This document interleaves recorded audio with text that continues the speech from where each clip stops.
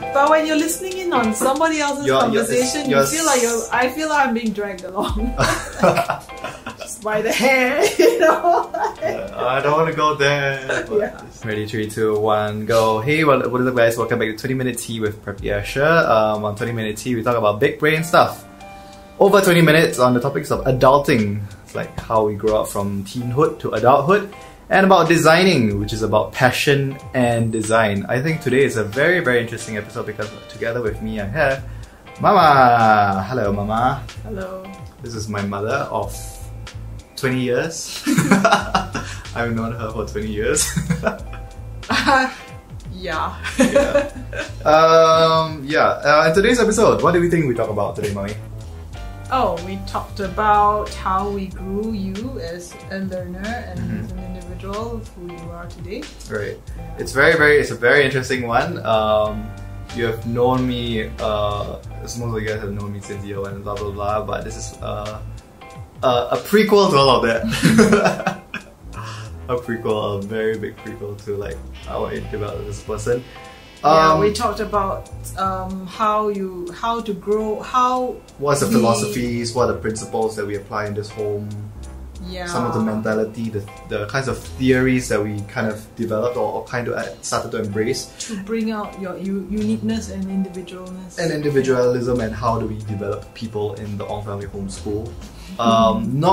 So this is a very interesting thing I want to say at the beginning, because not all homeschool families have the same kind of philosophy and the same kind of way of executing or delivering this program. This is something that has been developed over 20 years and not like come overnight. And this is very unique to us. Right, and it's very we do not represent anybody. Right, and in a sense, every homeschooling family is different and have different priorities. And one of the big things that we close off in this episode is like answering the why of homeschooling and why it's so important to establish that at the beginning before also continuing on the whole journey of like trying to develop the individual. I think there are also a lot of principles that individuals also can take from this lesson or this episode and apply into their own lives in many different ways, right? And just it's more of like a mentality kind of thing, that also when the attitude towards certain experiences and encounters change, one also can develop to become more holistic and more well-rounded. It was interesting that we went through, like, I just did a quick tour, fly through of 20 years and how we got here. Right. And and picking up, on hindsight, what were some things that became our way of educating you guys. Our style, our own family style. Right. And this was just like, it just went one step at a time, and it just happened that way. Right. I think, Okay, so thank you guys so much for tuning in. Here's the episode. Hi! Okay, so this is my very young mother. And I gave birth to you when I was 25. Okay, so I teased this like quite a while back, like when was it? Like in the first episode of 20 Minute Tea already, I already said that I don't mind bringing my mom onto the show, and like because I really think that she has a very interesting opinion. Don't mind sounds like very like... Okay. I would love to bring my mother on for 20 Minute Tea, yes. As you can see, I did like a slight top trim, so it looks a little bit more proper. Isaac cut my hair, so that's also done. So that's why it's out today. Mommy also cut her own hair. This is week 5 of... I cut my own hair. Is this week 5? This is week 5 of... 4. No, this is 5. This is so 1 month start already. of 5. Yeah, start of 5. Yeah. Okay, so in this episode, we're going to cover a little bit more about homeschooling. I'm not really sure how you want to take it, Mommy, but normally the way we do it is like you would talk about something interesting that you want to like get into, and then after that we'll riff off from that. Especially in the previous ones, I tend to talk a lot more. So to stop me from talking too much, you have to talk and you have to like fight back because I'm not a good host. Okay, so mommy, tell us more about yourself. Like who are you and like how are you related? And maybe like 2 fun facts about yourself. Okay, really do stand on that side a bit more. Okay, yeah. So mommy, what's your name? You're not just mommy to everybody. What was your name? Suwei. Okay, Suwei. Suwei. Okay, Suwei. Yo, it sounds so terrible. Okay, continue. don't kick the thing. Suwei. Okay, how would you introduce yourself? Okay. I don't know. I give you like 1 minute to introduce yourself. What are the most important things to know about you? Or like when you meet somebody new, how would you introduce yourself? I'm a mum of 7. Okay. Yeah, I think so. Okay. It's my claim to fame. Okay, your claim to fame. Can you stand I really cannot see myself. Why? I only see like half of it. Okay, never Then mind. it's But now very in this disconcerting. camera, you can see the full thing of you. If you stand here, then it'll block you. Okay, so we don't need to know how old you are, but I'm in my mid-40s. okay, mid-40s. Okay, can. I gave birth to you when I was 25. So that's like 5 years plus me now. 24 actually. Okay, then that's 4 years. Yeah. Okay, so I was quite a young mother considering. and then you got married then like 23, Yes. which is pretty young. Yeah, but my husband is Yikes. 4 years older than me. Okay. Was that too soft? Yes, it's a bit soft. My husband is 4 years older than me, so he was quite old So actually. 28. Yeah. So that means that's 8 years for me. But No, don't peg yourself on us. You just follow what? Your own path should be. Okay, respect.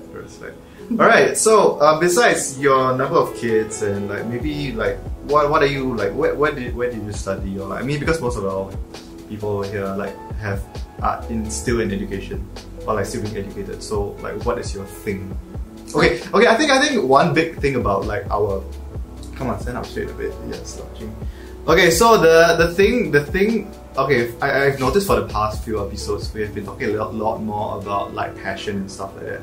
So maybe what is like one thing you're passionate about that you can share with us? That because we also do reference you quite a lot in the episodes because we say Mama is the one example that is always like encouraging us and stuff like that. So what is your thing? What are you passionate about? What's your current obsession? My current obsession. Yeah, or like thing that you're pursuing. Currently, I'm just like thinking of what to cook for dinner. Okay. Okay. And just to keep things morale high at home With during food. this COVID period. Yeah. So basically food is like a thing that energizes people. Or you want Yes, to and then excite the I taste just buds. try to like keep it interesting, if not it'll be very boring and then all the time. You know, it's just something to look forward to, Right. a nice meal together so that Yeah. we can like go through this period more palatably. Uh-huh. Okay, so what is like one of the most like odd thing that you've cooked, or what's the most like thing that you're most proud of that you like put together, like as of late? I've been learning new recipes even during this period.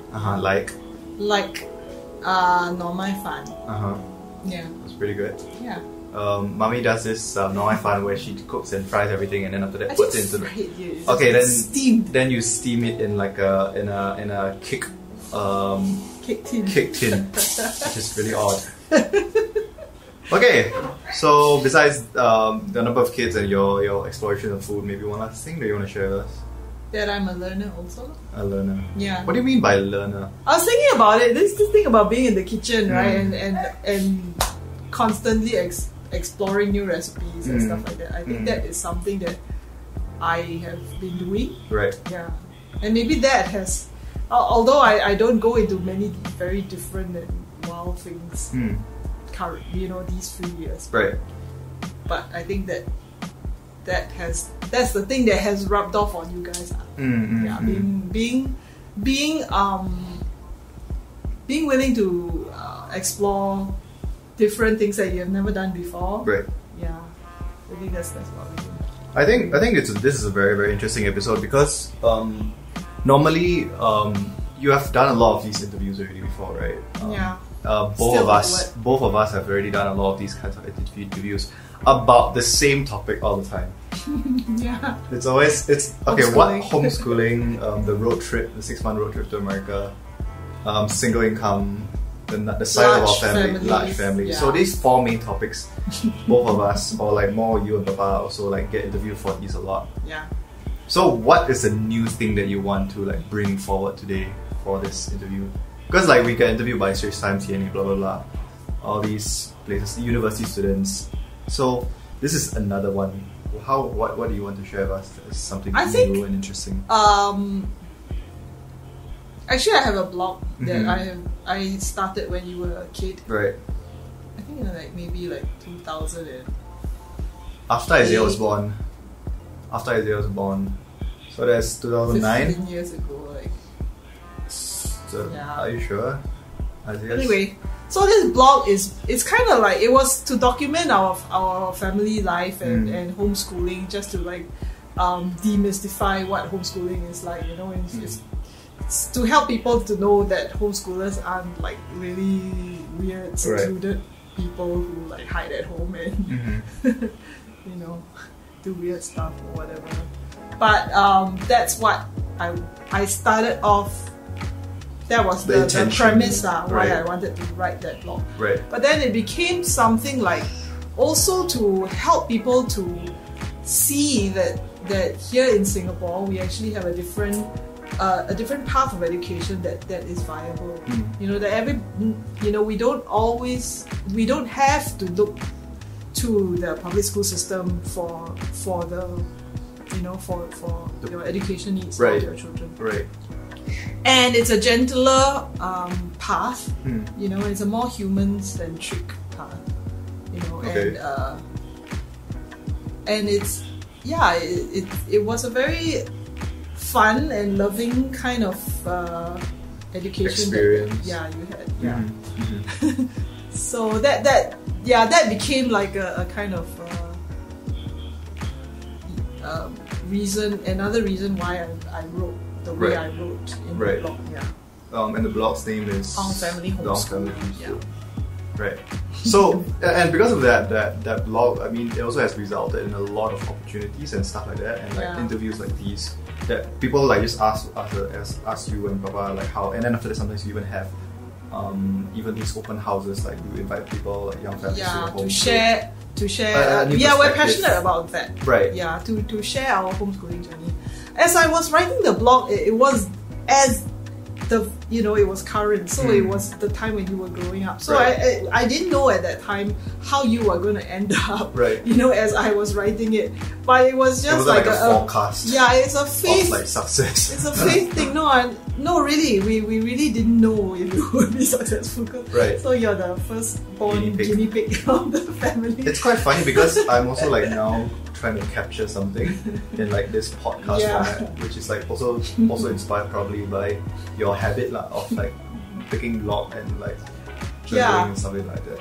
Yeah. It's kind of like manifest in even this expression. So, you know, as I was writing it, it was with some like fear, you know, like you don't know how it will end up, but you know, we're just sharing whatever we experience, what day-to-day things that we do.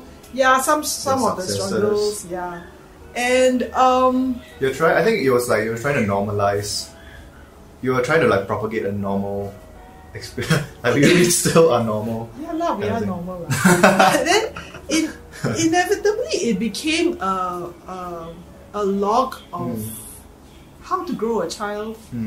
To be a self-directed learner. Okay. Yeah. So that was in the end that was the theme of what? Yeah, I mean, 不知不觉, you know, it wasn't something that I planned to do, you know, but then it just evolved. Yeah, it became like that. Right. So, and now with hindsight, you know, I can look back on the times when we were, you know, what we did to create a kind of learner that you are, and not just you, but also your brothers and sisters. Right. I see it in them as well, and yeah, it's quite interesting. It was very interesting because like in the past 2 or 3 episodes, 4 episodes, 3. Okay, right now this is the 5th episode. Okay, so and then in the past 2 ones with I've like done an interview with Isaac, and then after that with Abigail, and with Isaac you see a very very eccentric or a very very passionate, very driven kind of person in terms of biology and stuff like that. And then with Abigail you see somebody who's also still trying to discover her own direction and stuff like that. Yeah. Trying to also show a different stage of but also still both of them, all three of us, all maintaining the same characteristic of the self-directed learner, which and is actually, if you go down the line with your other brother and sisters, you will see that it is different expressions. Yeah, everybody has different permutations of the same, but with the same basis of like the learner. Which is actually a manifestation of the human-centeredness of our education. You keep referring to human-centered. Why do you refer our? Because we are all so unique. We're all so special. God made us different, right? We're all blessed with different gifts and talents and abilities and inclinations. So for you, it's you have this like love for design, deformity. You know, and with Isaac, he latched on to biology, to some biology things, language, and but it has branched out into many different little permutations, little rabbit holes, rabbit trails that he goes into, and so it's just really where as a person where what you have inside you, and then the education system that promotes the pursuit of it. Each one of you having a different passion and path, interest. And interest, and which you I call it the lens. You delve into, right? So as I grew up, you know, I nurtured you all these years. I look back and I think, I think that as a homeschooling parent, I spend so much time with you guys. Right? I think that's the number one key thing, I guess, is that the parent spends a lot of time with their children to observe them. You know, to observe what kind of what kind of learners they are, what they are inclined to, what they love to do, what are their special talents. So from your perspective as so observer, for you, I noticed like when you were really small, like maybe 2-3 years old, you know, you would fix Legos, those big blocky Legos, and you would be so fascinated with them, and you would take them apart, and you would like try to do a different design again, and then you would take it apart. And then when you grew older, it became building forts with blocks, you know, and then you'd stick your little toy soldier, army soldiers, little here and there, like shooting here and there, and I think that is some things that you notice as a parent, you know, how your child plays, and then plays. When I went into cake making, and it was like mixing fondant colors, because in my cake I would have different colors that I want to put into the cake, and then to sculpt the whole design of the cake, the wedding cake. Yeah. And I would be the one to like drop the food coloring, and then I could trust you with what shade was the correct shade.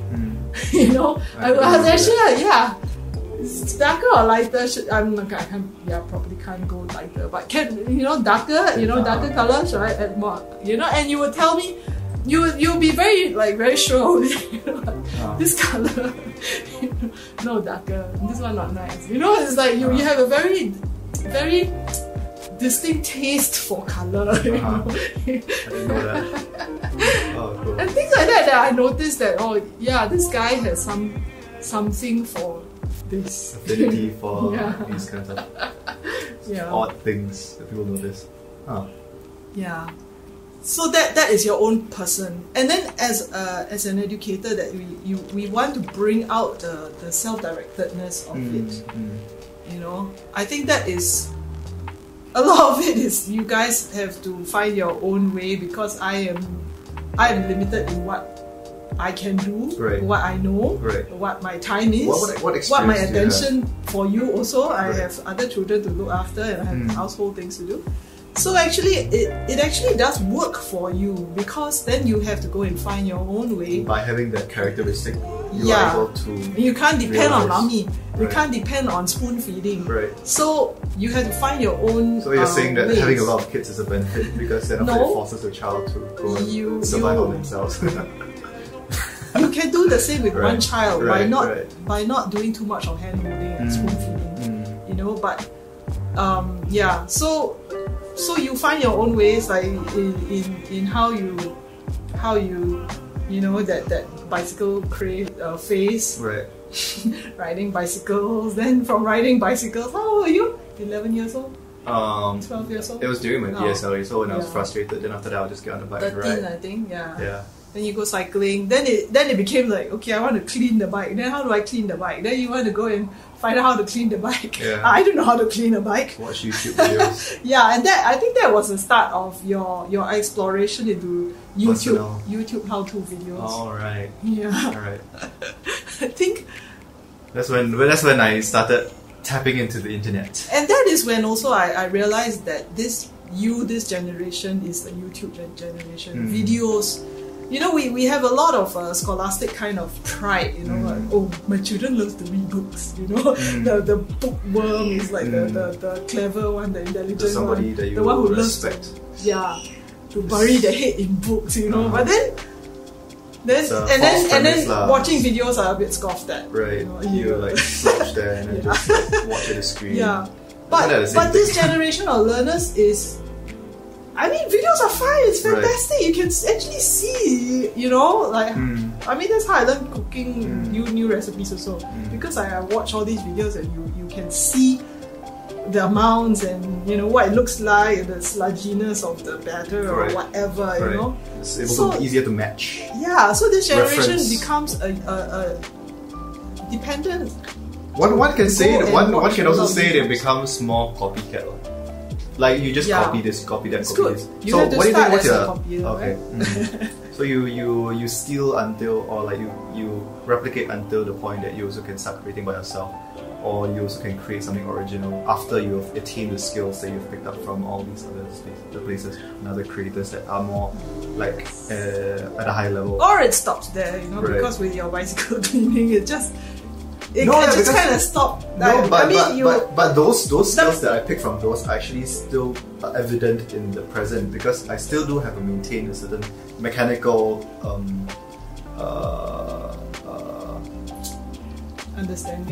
understanding of all these kinds of systems and mechanical things. So, and that's why in terms of my construction, it's like maybe we talk about models and stuff like that. It's still that the hands-on adaptability. working with your hands. Right. And It's still something that's trained. So in the sense, maybe like even an exploration of many different things. Also, there's like that element of play and that element of like passion is still also like feeding or generating a more well-rounded individual. I think maybe one thing there's no wastage. There's no right. It's not wasted. You know, whatever little rabbit trails that you went into. So and there's something as educator that you also did facilitate.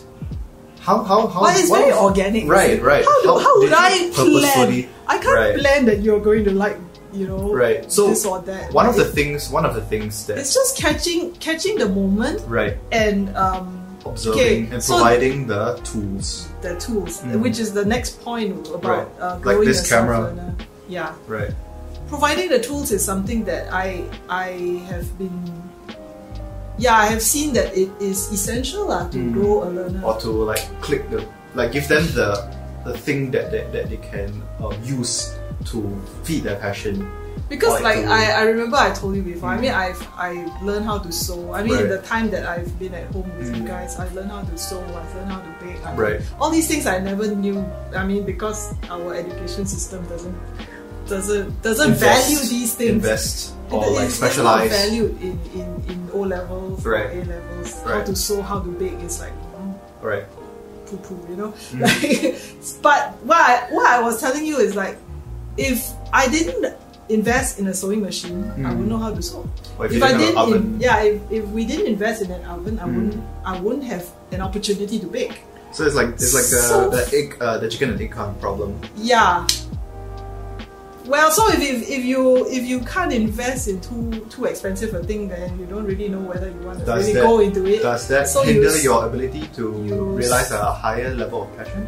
You start with a cheaper thing, you know, then you see, hey, if I really want to do this, then you go into invest in a bigger thing. Right. But so from there, you know, it seems wise to put the tools into the hands of the children. So as you know, well, but this photography thing, this camera that we bought, was for you to grow that passion. You had a smaller camera at the start, and you were doing quite nice things with it. Trying to maximize the But tool then yourself. because we were going on our trip to America, Right. so that kind of necessitated one thing I to want like push you along on this photography Right. journey, so that we will have somebody to take photos during the trip.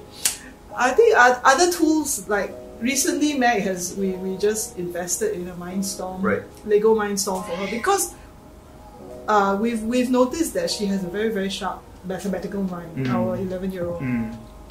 And you know, she enjoys she enjoys maths. Right. She enjoys PSLE math and stuff like that. And you know, very logical, her grandmother says that, you know, she's very sharp in she coming up with the solutions and stuff like that.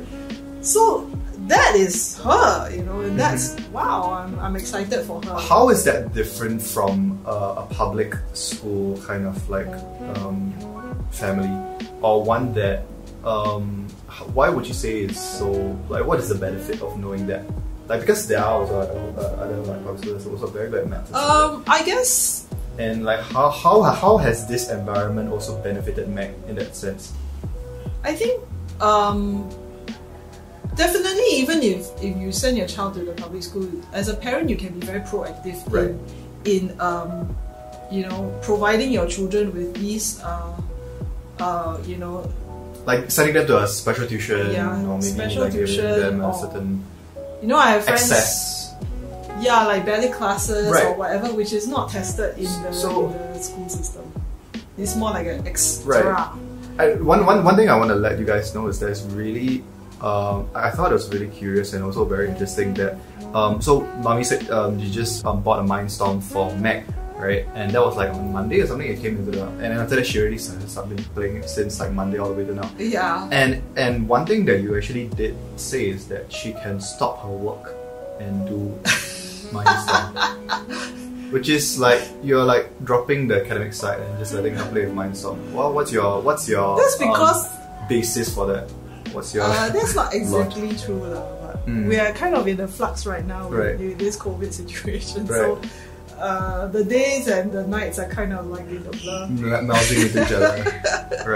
But yeah, along those lines, I don't view Mindstorm as something that's extra, but I view it as something that's equal with English, Maths and Science and Chinese.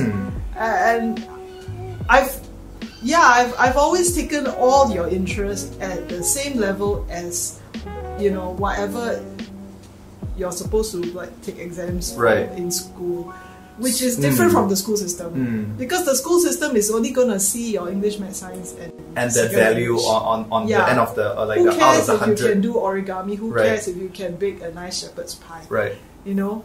But for us as home educators, we see that as, wow, you know, maybe that's going to be something that he's going to grow into, and in the future he can do something with it, and then he can make a living of it. So would you say it's more skill based?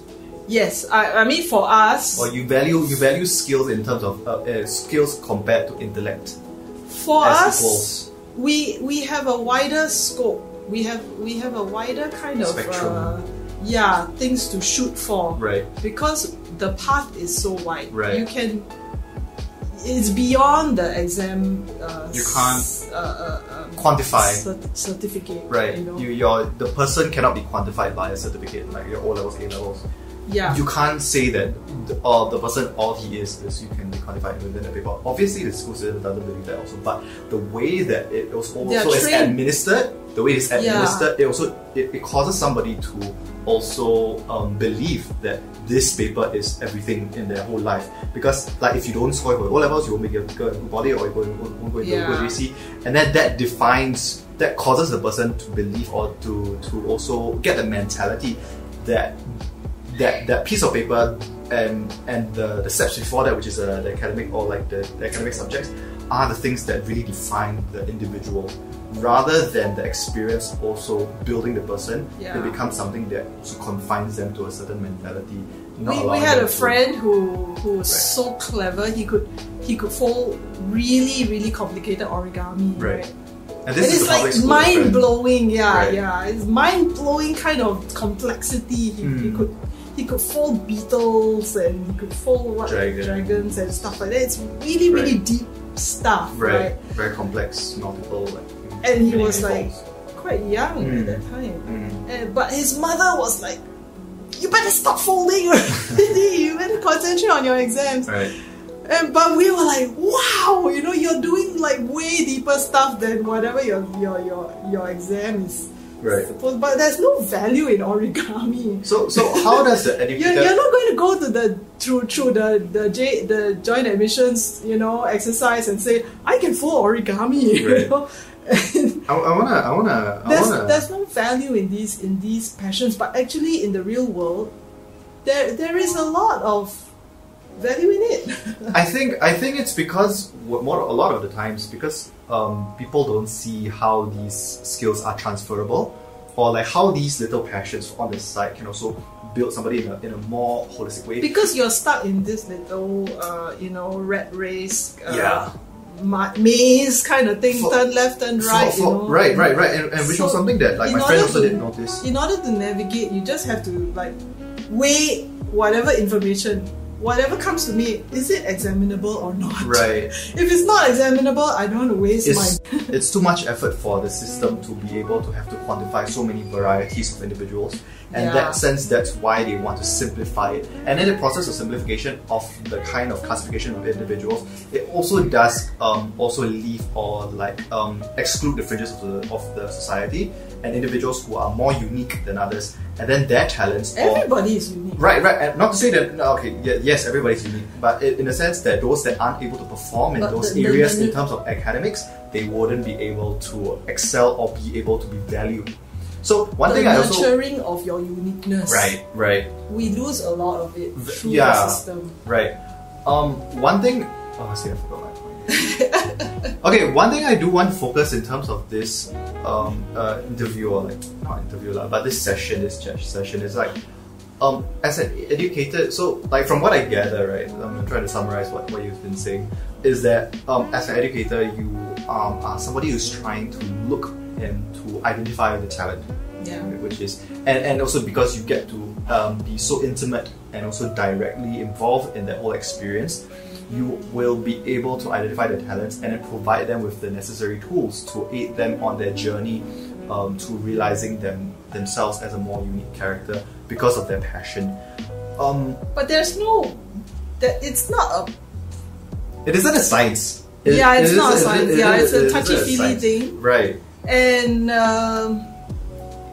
we just go one step at a time. We don't know where it's going to lead. Right. But then it may lead somewhere, it may not lead somewhere. Right. But in the end, there's value in trying. Okay, so this is a very interesting thing that my friend also did note about me, because like he's known me for like 2 years in poly, right? And then one thing he was also saying is that like the way that I think as a homeschooler is also very different from the way that they think as a public schooler. In that I see a lot more ways that certain ideas can connect, in a sense that like in terms of biology, and then after that, it's like always like, I don't know, like everything I talk about, I always like pull at in like different ideas to also compare to whatever subject we're talking about, and that I think is due to our attitude towards information and attitude towards experiences, in the sense that like you said, you allowed us to play in, like you're allowing us to play in different things, right? In terms of music, in terms of like Legos and things like bicycles and stuff like that, from cameras and stuff like that, and that kind of has also informed me as a person to become also very see many similarities, because the system is because for me, my perspective of the system currently is that the public system is always very, like you said, very narrow and very straight, in the sense that this academic thing is like only applies to this, and then there's it doesn't really overlap a lot, and it's very clearly, because the way that a certain question is answered is always like that, and it's like, you know, exam questions, right? They're always very linear and very straight and very boxed in. So that it's easy to sift what's a correct answer and what's a not correct answer. And for me, as a homeschooler, everything is all networked, and everything can also answer the problem. There's multiple solutions to the same So problem. you'll be a problematic problem solver. No, you'll be problematic for the marker. Right, for the marker. But the problem still might be solved in a more unique sense. Yeah. So, not to say that we're not going to dismiss the system, because after all, you also took O levels, and Isaac is going for O levels, and But we're using it. We're playing the system to get to a certain place. It's a smaller part of our whole education. It is not the place. It is only a part of the journey to get to the place. Right. We're using the O level cert in order to get to the poly. Right. Yeah, but that is not the ends. The ends. It's a different attitude itself. Right. It's not an end means of itself. Means to an end. Yeah. Means to an end. Yeah, means to an end. Right. Yeah. Yeah, but if you are in the system, the school is training you to take the O-level exam. That's the final goal. Yeah, and when you pass that, you're out of the school, right? Because you can only focus on one task at a time. Yeah, when you're taking care of so many people. Yes. Whereas in our case, we have you plan, you talk to some of us, or to really ask us certain hard questions, like where do you want to go, or what do you think you are, kind of you have those kind of conversations with us. Not to say that families or teachers don't do that with their own students, but on a very, very different level. It's on a very different level. You are my child, and you are able to know. I have vested interest in you to make it into adulthood and having a successful adult life. Right. But for a teacher in the school, I mean, their main goal. Yeah, it's not that they don't care, but their main goal, and you are but one individual of many hundred of students that they have. They have to be able to get you through that gate. And that is, I mean, success means our definition very good of success for that individual, because they get to choose which poly to go to or which JC to go to. But our definition of success is so much wider. Yeah. One thing I was thinking about also is success and measurable success is actually the enemy of nurturing a person. What do you mean by that?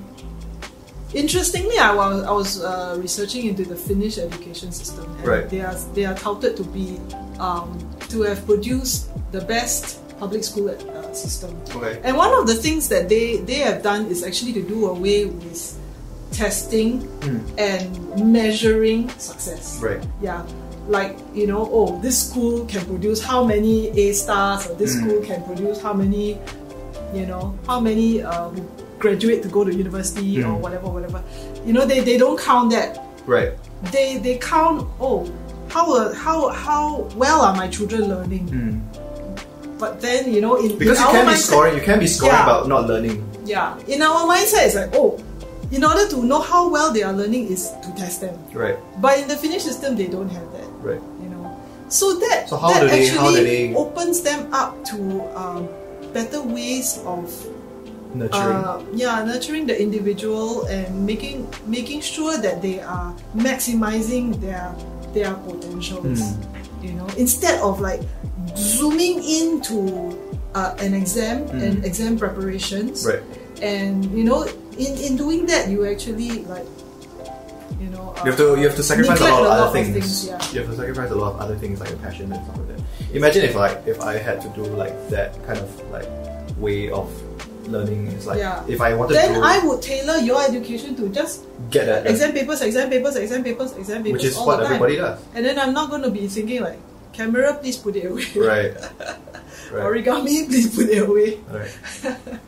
One thing that for me, I've noticed as a homeschooler is that I've been given the opportunity to discover my passions much earlier, because I had the time to play, which is something that I've always preach all the time. It's a thing that I always say. Why? Yeah. How did you after this point, I want to move on to another topic, but how did you when did it click for you that you wanted to prioritize this instead of following? following the rest? Because it was very, very prioritizing play. Yeah, prioritizing play. I don't think it came as like as overnight thing. Deliberate thing. Right. I think it's just out of necessity. Right. Because I need to cook dinner. So you just like go find your own activities and your own like I don't know what were y'all up to. Okay. So no, y'all went out to like last time we were in Sembawang. We will go to the play at the fort and go up and down the hill, go fall dig down, some mud and fall down and scratch our knees, climb stuff in like the that. longkang. Yeah. Watch the snakes, play with the snakes, carry the tadpoles, all that stuff. Okay, but the thing, I remember you had this conversation once before, like when we were a little bit younger, is that you said that you were very frustrated to the point that it's like, why do we have to follow the system when we're not even in the system? And at the same time, like, why do we have to? As a homeschool mom, you were in conflict for yourself. That hey, why are we still trying to follow the system in that sense that we are trying to like score those papers and stuff like that? When we were doing PSLE and all that stuff. And I guess from that moment on, you also did like have a wider approach in terms of the way that you also administered your. I think as a homeschool parent, I can say I don't need my children to be focusing so much on their PSLE. I don't want them to. I want them to have a happy childhood. Right. Yeah. Actually, I think that was the premise. The reason, why. You know, just to have a happy childhood, to go and dig holes in the mud and you know. Like and not be stuck at the desk doing assessment books. I don't see that as a happy childhood for you all. So in a sense, I feel that it's a lot more like we have a lot less walls in terms of like structure. Yeah, because I'm a messy person. Yes, and that has kind of like bled onto us. Really? Yeah. We are all messy in our own ways, different ways or different like permutations of the same concept. Because my friend asked, I asked my friends, my closer bunch of friends, what kind of questions would you like to ask my mom? And like 3 of my friends responded. Oh, really? Yeah, and most of them are also like dealing with a more social aspect because from what we've been talking is more of like an academic kind of philosophy. Well, I feel like what you've been talking about is our philosophy towards like nurturing individuals and people, and the way and your priorities. But in the sense, how like one of my friends asks, how does this system or like I'm trying to like paraphrase it to make it more interesting. But how does this experience cater to the social aspects? The social question. Which is a kind of like a weird question to ask because and one of my other friend asked like, how do you all make friends? But then after that, like it's my friend that's asking me, how do you make friends? So how did I make friends with you? That's my question to you. I don't know. Okay, but I think that is so ironic, right? Yeah, no. Simran, come on, man. You're the one asking. It's so odd. Okay, but I think it's coming like more from how does being stifled at home, no, cloistered in within 4 walls, make you know how to make friends? No, okay, no. I think what they were talking about was like more of like the needs of a person. In terms of like where do those friends come from? Oh, when you were growing up, we had church right? friends. Church friends. And I've been telling people that it's okay, you know, our kids grow up okay. Right. We don't have to have friends around us constantly in order to grow up normal. Right. Yeah. In fact, it might be counterproductive because those friends might be rubbing off bad influences on you, which you will have a long time to come. You will have a long, undoing. Right. Yeah. Which is also one thing that you also did say before. It's like It's kind of like you're with your peers, right? And you're at the same level, and after that, you all experience the same thing, and then after that, all make the same mistakes and all that stuff. Yeah. And experience all the same kind of success. But when you're able to tap into like adults and stuff like that, for me, I had like adult friends. Yeah. And then it enabled me to see like realize a further destination.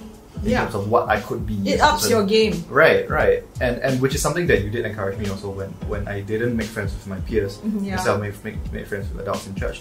Yeah. Right. Yeah. Which is the beauty of homeschooling, because there's no definition of what, or like preconceived expectations of what you should be having. Because in the school system, in the day you get to talk to an adult, you get to talk to a child, maybe, right. Yeah, so you get to talk to a whole range of people, and it's actually a more natural thing. Right. I mean, how natural is it that you're stuck in a room forced to be with everybody that you're 30 over people all your same age? Right, it's so odd. Right, and that is a curious thing.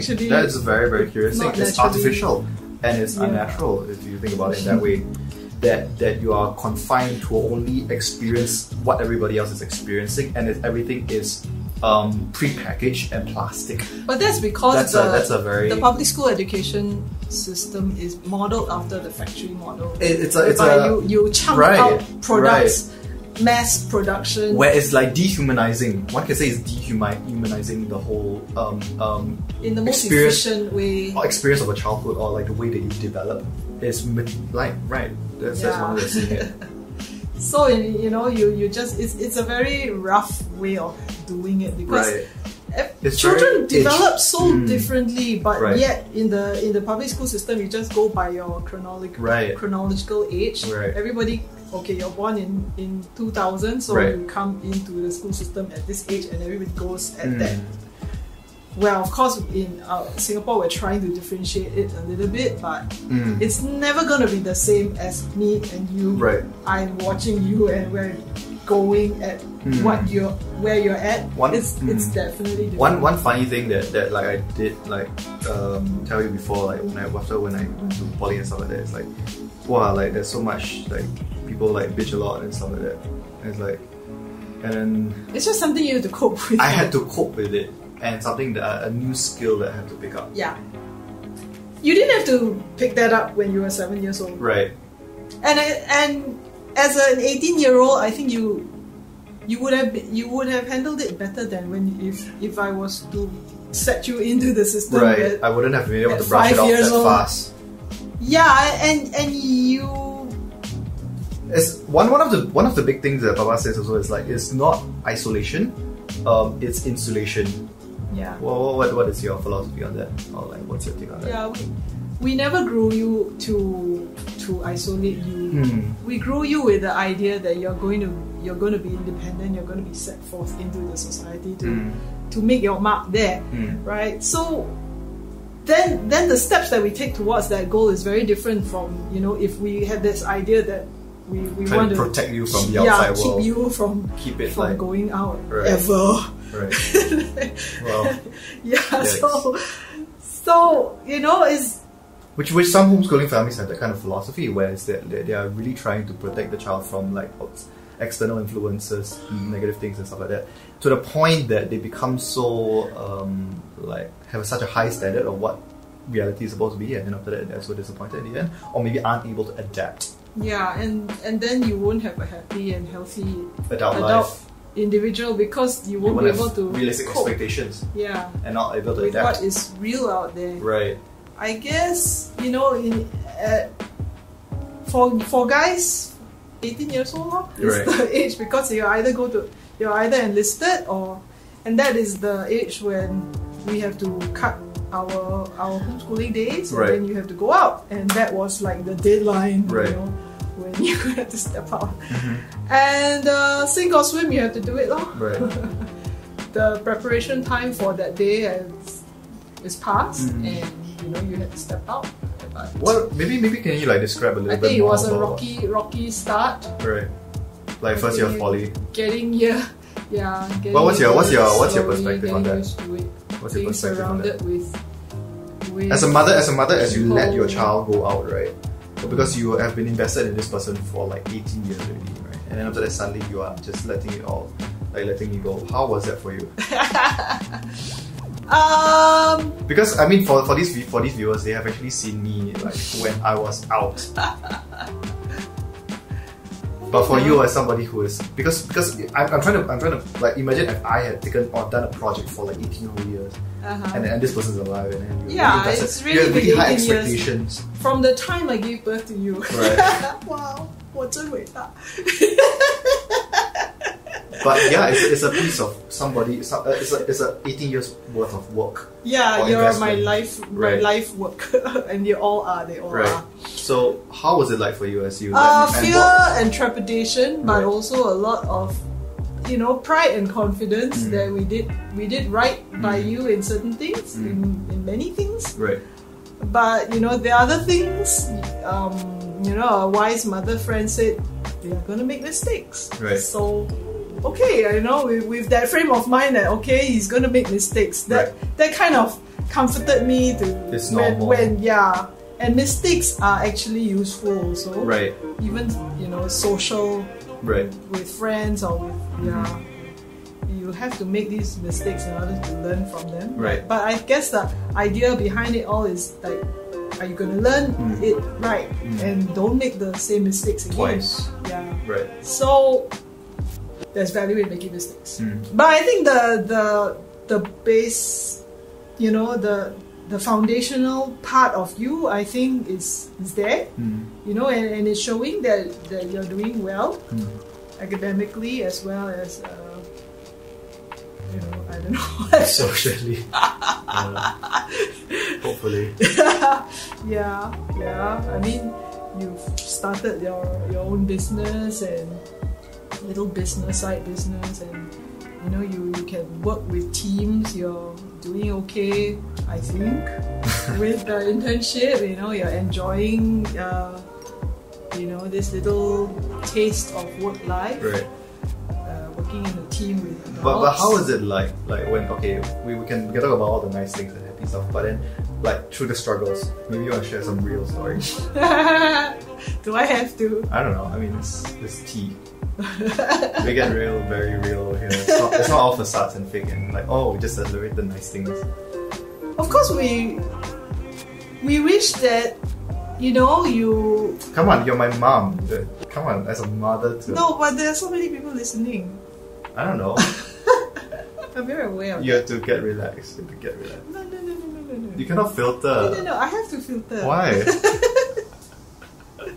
Okay, it's different. I mean, we have a lot of heart-to-heart talks. Yes, we do. And I just lay out everything just in your face. Yeah, you do.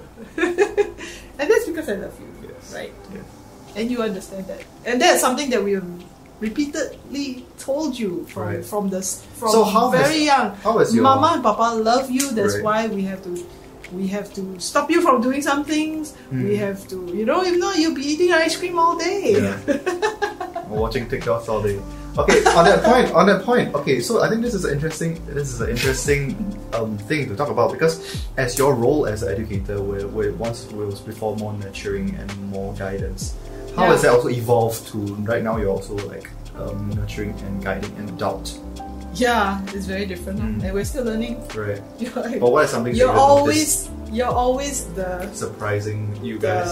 No, you the are guinea always pig. the guinea pig. With 7 children, with the baby, I have 7 times Right, experience. and just before this you were breastfeeding Lincoln, and then now you're having an intellectual debate with your 20-year-old son. But with the 20-year-old, this is our first trip. Right. Going through this transition from childhood. So how has your role into- changed? How do you think your role has changed? Do you think it has changed? Of course. Or how has it changed? I'm more an advisor now, I think. But I can't tell you what to do anymore. Right. Because you're not going to listen and you're just going to do whatever you want to do anyway. But hopefully you have enough respect for our us as parents, as well as our family culture Values. here, and, Right. to maybe you want to do something that doesn't fit with our values right here, because we have younger ones, who are growing up and they need a safe environment to grow up in. I think there's also like you also it's very difficult to parent, a whole age range, a spectrum of individuals who are at different levels of maturity. Like movies, watching gory movies, or watching war movies with a lot of blood and all that. We can't let our 6-year-old girl, be exposed to those things. So it's something like, the older ones just have to respect that the values of the home. The values of the home, and that there are certain things that they are not going to be able to do. I think this one also is very interesting for individuals who, as they also grow up and become adults also themselves, and what do they have to expect as a person that has to. Like, I'm just thinking about when I'm like you and Baba. I think one of the big things that why I still look to you and Papa for advice is because since young, I mean, it's been established that you and Papa love me, right? Yeah. And with that established as an idea and as a basis for our relationship and your relationship with Papa, and that trust confidence, and respect. That's why I still go back to you guys for like a lot of respect and for advice and for your opinion. And that's why the lessons that you have taught me since young is still retained. Retained even as I also was exposed to like the outside world, and also like was started interacting with a lot more variety of ideas. And I'll tell you honestly, if this is something that I really have no knowledge on. Right. But because I'm older than you and more experienced, I can point you to somebody who can guide you. And I can roughly know how to navigate, even though I don't know exactly how to navigate. But we can do it together, and with our experience, we can help. It's a collaboration. No, from maybe one thing we can see is like since young, like it was more of like a nurturing, but then now it's more collaboration. It's like a big ship. Right. And a small ship sailing behind the big ship.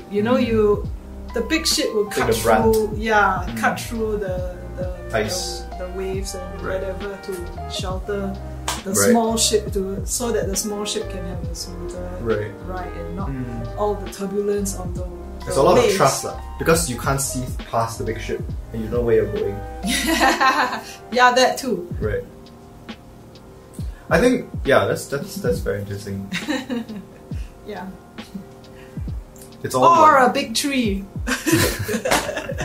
So many illustrations. Yeah.